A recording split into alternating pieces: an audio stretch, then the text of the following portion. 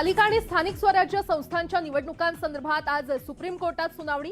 दीर्घकाळ रखडलेल्या निवडणुकांचा मार्ग मोकळा होणार का याकडे लक्ष।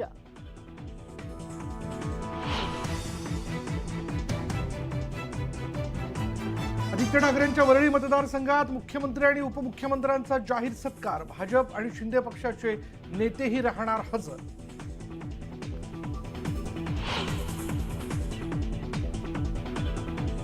चिंचवड आणि कसबा पोटनिवडणुकीसाठी अर्ज भरण्याचा आज शेवटचा दिवस। चिंचवडसाठी राष्ट्रवादीकडून कुणाला उमेदवारी याकडे लक्ष।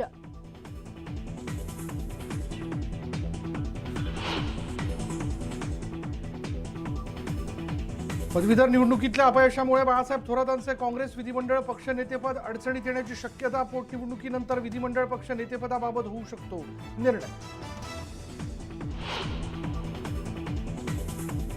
आदित्य ठाकरेंच्या शिवसंवाद यात्रेचा आज दुसरा दिवस। निफाड ते औरंगाबाद दरम्यान शेतकरी आणि नागरिकांशी साधणार संवाद।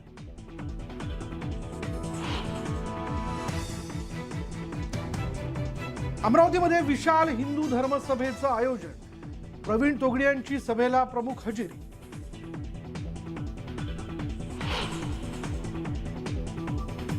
नागपूरनंतर आता ठाण्यात होणार जागतिक पातळीवरील म्युझिकल फाउंटन। मुख्यमंत्री एकनाथ शिंदेंच्या घोषणेनंतर प्रशासकीय यंत्रणांकडून जागेचा शोध सुरू।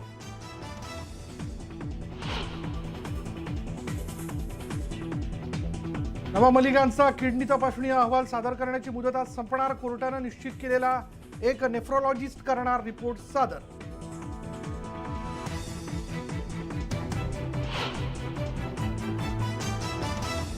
बेलापूर ते gateway of India water taxi सेवेचं आज उद्घाटन। मुंबईतून नवी मुंबईपर्यंतचा प्रवास होणार अधिक जलद।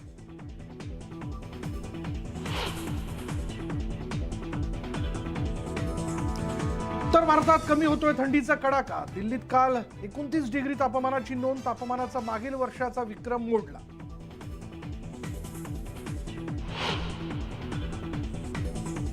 तुर्कस्तान आणि सिरियामध्ये भूकंपामुळे हाहाकार। आतापर्यंत 3,500 नागरिकांचा मृत्यू। अनेक इमारती जमीनदोस्त झाल्यानं हजारो लोक बेघर।